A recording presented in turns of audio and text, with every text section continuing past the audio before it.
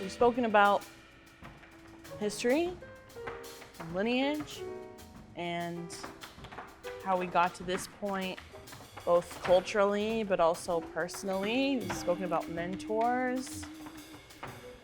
What about today? What about the future? How has jazz evolved into what it is today? What is jazz today? What is our practice? What is the sound? Because it sounds different sometimes. I know that my friend Anthony actually just came back from a whole summer in New York City. Cool. And he said that he has never been more inspired in his entire life from spending 2 months in New York City. And was surprised to hear that people are still swinging, you know? Like, swinging. Young cats. Like Emmett Cohen and Veronica Swift and a bunch of different people. And I think that we know that jazz has created all these different avenues for different kinds of music to come out of it. The blues especially too, right? And so where are we left now? What about you personally? Like, what kind of art do you want to make? This is my fight with myself. How do I uphold or honor or carry tradition as a Black woman living in Toronto, born in 1982, and wanting to make art now? And art that is reflective of my experiences and the experiences of people around me, but while still maintaining this tradition. Like, what does that look like? What does that feel like? What does that sound like? And I think this is when I think back to what jazz is. It's like, that's the question. I can search, I can kind of figure it out and reach out to my mentors and talk to the people around me and listen and see what comes from those experiences to think about what can I create today. So I don't have any exact answers, but I can pull from the things that we've already talked about, right? The ingredients are there for me to cook, and now I gotta figure out what type of meal do I want to serve tonight. And I'm forever trying to figure out what I want to cook tonight. Me too. Yeah, and I think that's where the beauty is. That's where like the fun is, like in that challenge of like, what are the other possibilities? What else do I want to reinvent tradition? Like, how do I work with the source material? Like, what is possible if I mess this thing up big time? What is going to come from that? And it's just a question that lives in my world right now.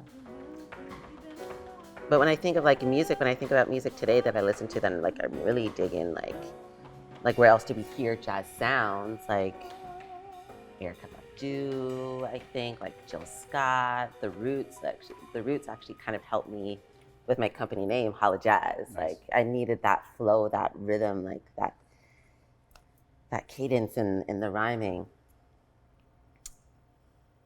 Quincy Jones, like there's just so many artists that uphold that in their artistic expression. That's not necessarily maybe considered jazz, quote unquote, but is very jazz. Much, yeah. It is jazz. So we still hear the sounds in other what people call other genres per se. When we talk about labels and how to identify that, we hear it in the music. And maybe that's why I gravitate to those artists so much, because they have those nuances of jazz in the music.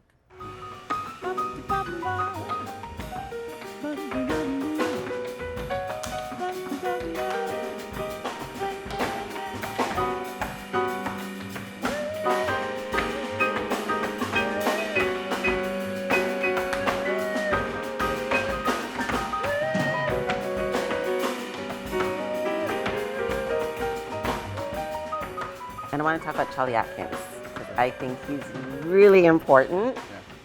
Charlie Atkins was hired by Motown to be like the director of choreography, and so doing the choreography for like Gladys Knight and the Pips, you get this like really nice, clean presentation, vocal choreography, ba ba boom kata, just my imagination. You know, like you get those performances, you get those showings, you see them on Soul Train, you see them in other spaces. Then you see the Jackson 5. Then we see New Edition. You see all the boy bands taking this what do I want to call it? This blue invention, this blueprint, this blueprint for dance presentation through music. And that's because of Charlie.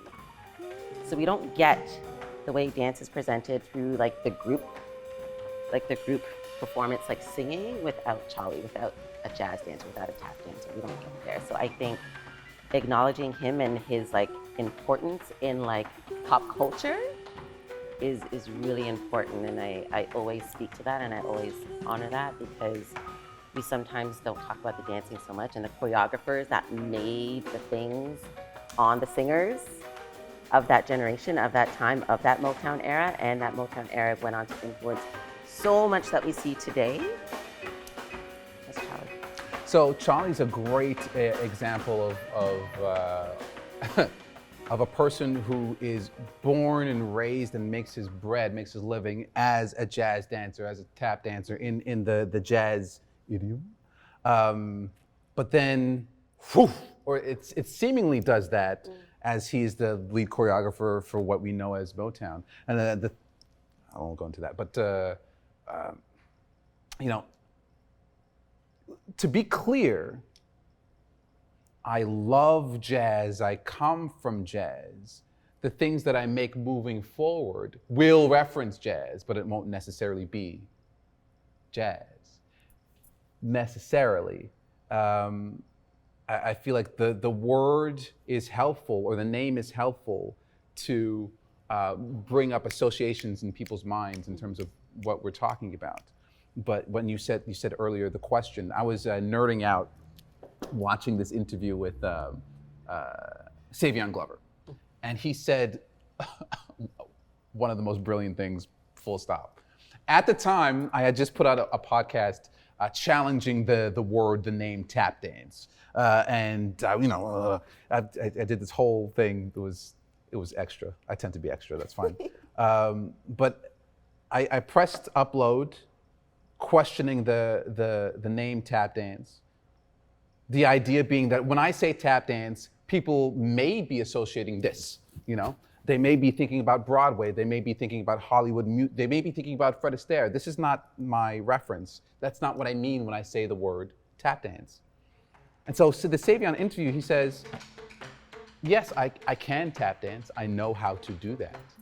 But what I do is what my mentors did. And he's talking about Jimmy Slide, he's talking about Charlie Atkins, he's talking about Chuck Green, he's talking about Lon Chaney. All these people, they were searching. And that's what they let the audience in on. They were searching for this thing. And yeah, you can call it tap dance, you can call it hoofing, but they were searching. And so in this contemporary moment, you know, the things that I want to make, I know that in this life, I would like to transcend. But I'm caught in this web that's created by myself and by my relationship to this culture. I have a window of time in the next month, which I'm very thankful for, where I can actually focus on my own work. And in that work, I plan on figuring out how to transcend, how to help spark discussion, help build the imaginative space within my own people of where we could be going. I'm interested in Afrofuturism. I'm interested in being on Mars and having that discussion of what is the society that we're going to create on Mars.